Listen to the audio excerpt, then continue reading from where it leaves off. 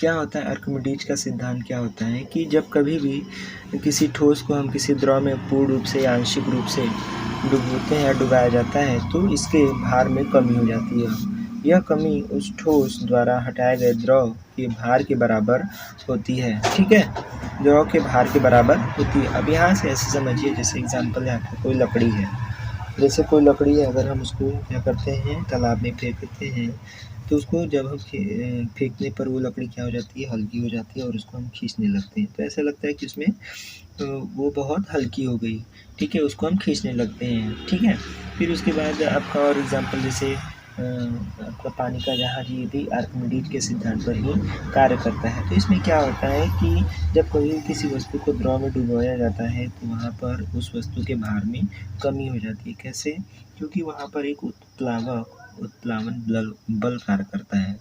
ठीक है, उत्प्लावन बल कार्य करता है। ये क्या करता है कि जब यह किसी वस्तु को डुबोया जाता है तो उस भार में कमी कर देता है, और जब ये वस्तु क्या करता है, वहाँ से द्रव को, जब ये द्रव हटाया जाता है तो वहाँ पर क्या करता है, एक उत्प्लावन बल कार्य करता है जो कि वस्तु को क्या कर देता है, हल्का कर देता है। और उत्प्लावन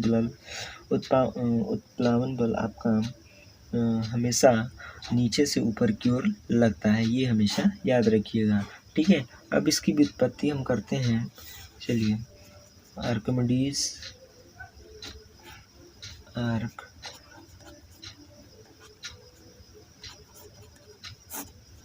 आर्किमिडीज के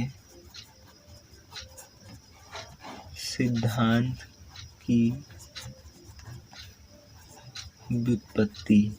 क्लियर? आर्किमिडीज का सिद्धांत क्या होता है कि किसी द्रव को जब हम किसी वस्तु को द्रव में डुबाया जाता है तो उसके भार में कमी आ जाती है। वहाँ पर एक बल कार्य करता है, जहाँ क्या होता है, वो उत्प्लावन बल होता है। यही इसी को हम क्या करते हैं, क्या कहते हैं, आर्किमिडीज का सिद्धांत। ठीक है, अब इसकी व्युत्पत्ति क्या करते हैं, देखिए व्युत्पत्ति कैसे होगी। एक हम क्या ले लेते हैं, एक द्रव का बॉक्स ले लेते हैं, इसमें एक बेलनाकार बेलन को डुबो देते हैं। ठीक है,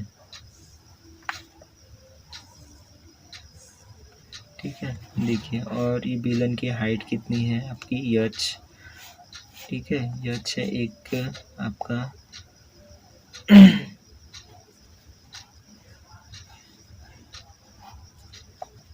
ये आपका द्रव है। क्लियर? ध्यान से एकदम समझिएगा। और ये द्रव के फलक, ये जो फलक है आपका द्रव का, यहाँ तक ये फलक है, यहाँ से इसकी ऊंचाई क्या है, h1 है। यहाँ से इसकी ऊंचाई h1 है और यहाँ से h2 है। ठीक है, और बेलन की ऊंचाई कितनी है, h है। क्लियर? अब इसको कैसे बोलेंगे, देखिए ध्यान से देखिए। माना ABCD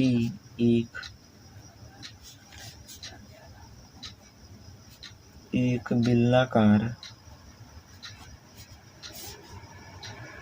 बेलनाकार ठोस है ना, ठोस है जिसकी लंबाई क्या है, यहाँ पर h है तथा अनुप्रस्थ परिच्छेद का क्षेत्रफल A है। अब यहाँ पे ये ऊंचाई ये हो गया, ये ऊंचाई है, अनुप्रस्थ परिच्छेद क्षेत्रफल A आपका यहाँ पर। ठीक है, क्लियर? और परिच्छेद A है, उसे इसको क्या बोलते हैं, रो घनत्व वाले द्रव। ये क्या है, इसका घनत्व कितना है, रो है। घनत्व वाले द्रव में इस प्रकार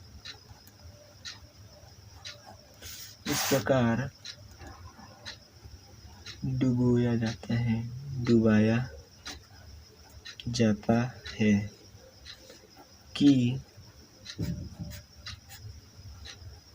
उसके फलक कहाँ है, यहाँ पर है। फलक क्या है, ये है। ठीक है, ध्यान से समझिए। फलक द्रव के स्वतंत्र द्रव के स्वतंत्र तल से क्रमशः H1 और क्या है H2 दूरी पर है। ठीक है, इस पर दूरी पर है। तो यहाँ से मान लेते हैं क्या है ABCD एक बेलनाकार ठोस है। अनुप्रस्थ परिच्छेद आपका A है, ऊंचाई आपकी कितनी है यहाँ पर और यहाँ पर ये जो बेलनाकार इसका घनत्व आपका क्या है रो है। इसका घनत्व क्या है रो है। और यहाँ पर देखिए और इसके फलक द्रव के स्वतंत्र तल से द्रव के ये आपका क्या है फलक है द्रव के स्वतंत्र तल से मतलब क्या नीचे से यहाँ से आपकी इसकी दूरी कितनी है ये H1 है और ये क्या है H2 ये क्या है आपका H1 है। क्लियर, ये H1 है। अब देखिए अब यहाँ पर ठोस की ऊपरी सतह पर अब ये आपका क्या है प्रस्थ क्षेत्र है। ठोस के ऊपरी फलक पर दाब कितना लगेगा। ठीक है, क्या होता है कि ये क्या है आपका बेलनाकार। अब यहाँ पर प्लावक जो बल है आपका कहाँ लगता है नीचे से ऊपर की ओर लगता है। ठीक है, तो अब पहले जानेंगे कि ठोस के ऊपरी फलक पर कितना दाब लगेगा। ठीक है, तो देखिए ठोस के ऊपरी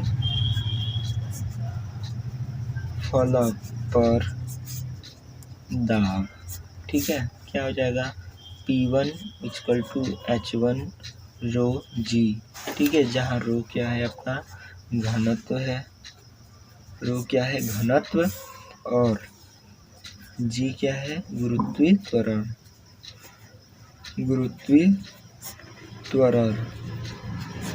ठीक है, गुरुत्वीय त्वरण है। अब देखिए वैसे ही अगर ठोस के ऊपरी फलक पर दाब आपको पता हो गया वैसे ही निचली परत देख लीजिए क्या हो गया निचली फलक पर वही।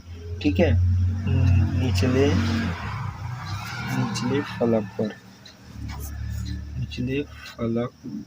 पर दाब क्या हो जाएगा आपका P2 = H2 रो जी हो गया। ठीक है, अब ये आपका ये दाब लग गया ठोस के ऊपरी फलक पर दाब लग गया और निचले फलक पर दाब। अब ठोस के ऊपरी फलक पर द्रव द्वारा लगाया गया बल है ना। अब यहाँ पर बल लगेगा वही जो क्या होता है नीचे से ऊपर की ओर लगता है। कौन सा बल उत्प्लावक बल। तो यहाँ से अब हम बात करेंगे देखिए ठोस। ठीक है, ठोस के ऊपरी फलक पर द्रव द्वारा लगाया गया बल क्या हो जाएगा यहाँ पे बल बराबर क्या होता है यहाँ पर अरे भाई दाब इंटू क्षेत्रफल। क्या हो जाएगा दाब इंटू क्षेत्रफल हो जाएगा। क्लियर, ये हो गया आपका। तो यहाँ से क्या हो जाएगा F1 = क्या होगा H1 रो जी के। ये क्या है अनुप्रस्थ क्षेत्र है। क्लियर, इसी प्रकार अब निचले फलक पर क्या लगाया गया द्रव द्वारा लगाया गया बल। इसी प्रकार निचले फलक पर ठीक है इसी प्रकार निचले फलक पर क्या हो जाएगा F2 = H2 रो जी ए। ठीक है, अब उत्प्लावन बल अब यहाँ पर क्या करेंगे देखिए अब क्या होगा उत्प्लावन बल अब क्या होगा जैसे अब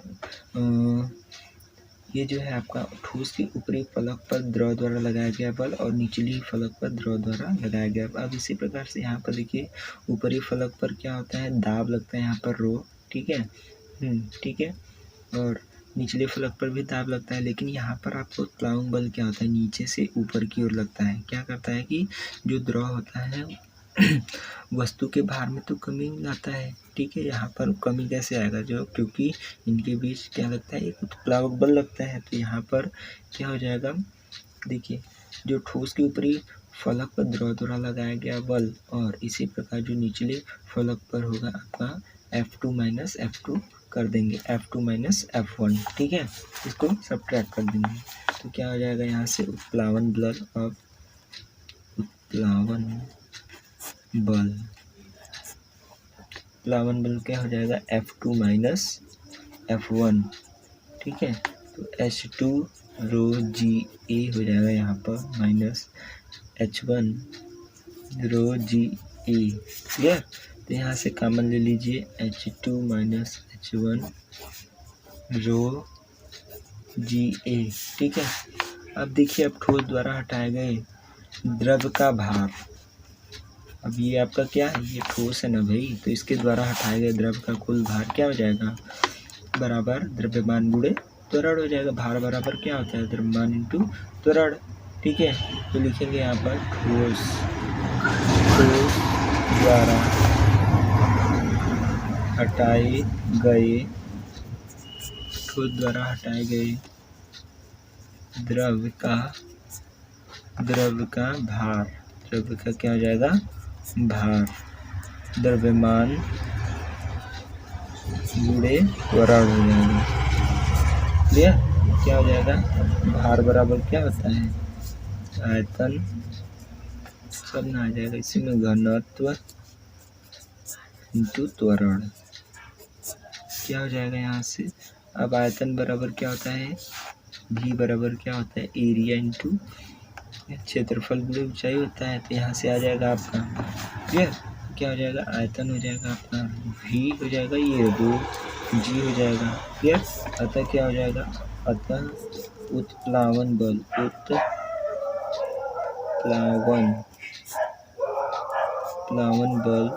इक्वल टू ठोस द्वारा